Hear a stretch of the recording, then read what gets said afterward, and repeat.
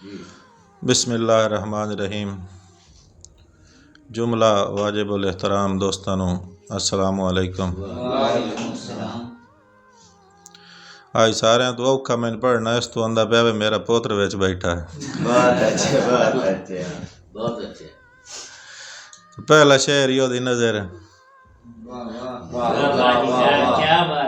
मोहम्मद सुबू अब्बास दी नजर शेर के सुच्चा साथ है एदा मैशर ताई, सुच्चा साथ है एदा मैशर ताई, ए राज नमाज ते बनदा है, ना मनफी सोच दा जामिन बन, इगमाज नमाज ते बनदा है। सुच्चा साथ है एदा मैशर ताई, ए राज नमाज ते बनदा है, ना मनफी सोच दा जामिन बन, इगमाज नमाज ते बनदा है।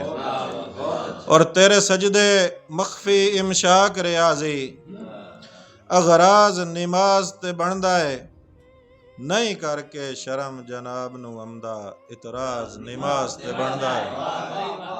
नहीं करके शर्म जनाब नू अमदा, इतराज नमाज ते बनदा है। सारे दोस्तों का शुक्रिया।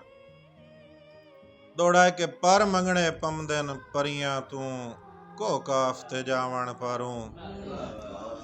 पर मंगने पमदन परियां तू, को काफ ते जावन पारूं।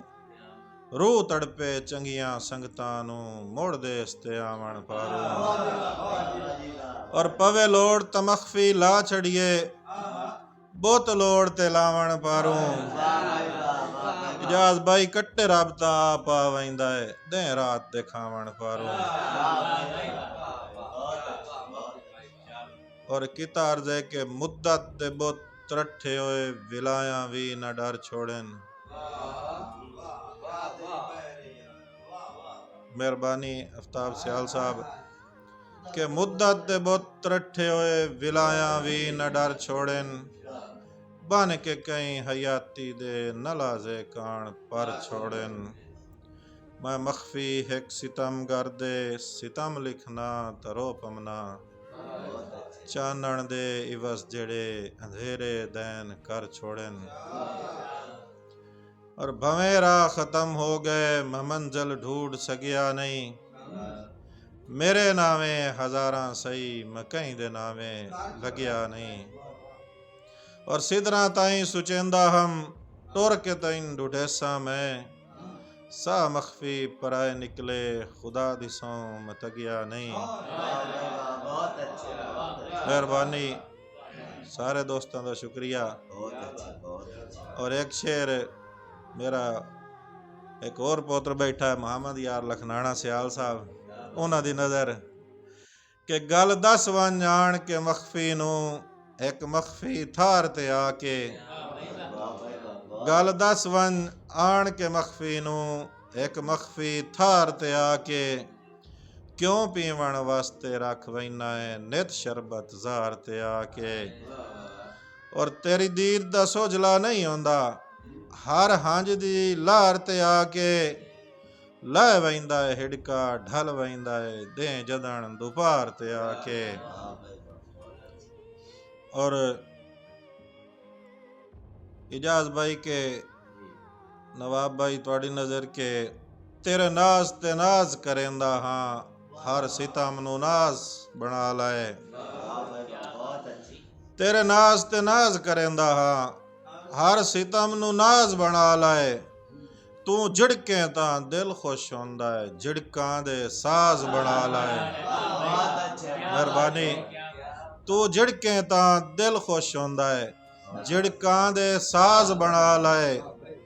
ते मखलूक दे विच कंड कर बाणी, इयो मख्फी राज बना लाए। चलो उड़न न दे पर इतना कर, मैनू हथ दा बाज बना लाए। और आखिरी शेर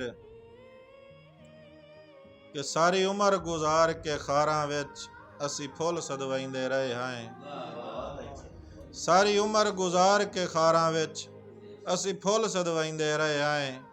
ਨਾ ਬੋਸੇ ਲਬ ਰੁਖਸਾਰਾਂ ਦੇ, ਨਾ ਸੇਜ ਦੀ ਜ਼ੀਨਤ ਥਿਆ ਏ। ਚਲੋ ਕਹਿੰਦੇ ਗੱਲ ਦੀ ਮਾਲਾ ਸਹੀ, ਤਾਂ ਹੀ ਸਸਤੇ ਜੇ ਵਿਕ ਗਿਆ ਏ। ਇਹ ਲੇਖ ਦੀ ਗੱਲ ਏ ਮਖਫੀ ਸਾਈਂ, ਅੱਜ ਕਹਿੰਦੀ ਕਬਰ ਤੇ ਪਿਆ ਏ। ਇਹ ਲੇਖ ਦੀ ਗੱਲ ਏ ਮਖਫੀ ਸਾਈਂ, ਅੱਜ ਕਹਿੰਦੀ ਕਬਰ ਤੇ ਪਿਆ ਏ। ਸਾਰੇ ਦੋਸਤਾਂ ਦਾ ਸ਼ੁਕਰੀਆ ਕਿ ਤੁਸਾਂ ਵਕਤ ਦਿੱਤਾ ਔਰ ਮੇਰਾ ਮਾਣ ਵਧਾਇਆ। ਮਿਹਰਬਾਨੀ ਸਾਰਿਆਂ ਦੀ। ਉਮੀਦ ਹੈ ਅੱਗਾ ਹੀ ਜਿਹੜਾ ਹੈ ਨਾ ਇਸੇ ਤਰ੍ਹਾਂ ਪ੍ਰੋਗਰਾਮ ਸਾਡੇ ਚੱਲਦੇ ਰਹਿਣ ਤੇ ਇਹ ਬਜ਼ਮ ਚਲਦੀ ਰਹੀ। ਸ਼ੁਕਰੀਆ ਸਾਰੇ ਅਹਿਬਾਬ ਦਾ।